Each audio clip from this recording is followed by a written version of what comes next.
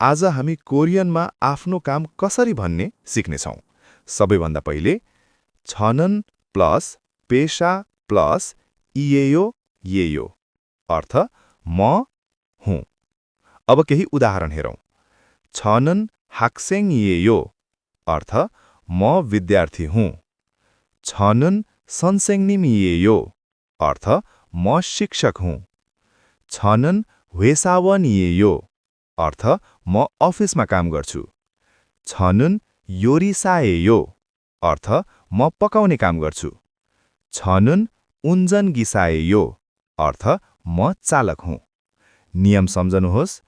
फाच्छिम भए इएयो, फाच्छिम नभए येयो। अब तपाईँ प्रयास गर्नुहोस्। छनुन ड्याश इएयो येयो। कमेन्टमा आफ्नो काम लेख्नुहोस्। नेक्स्ट भिडियोमा हामी अझ प्र्याक्टिकल कन्भर्सेसन सिक्नेछौँ।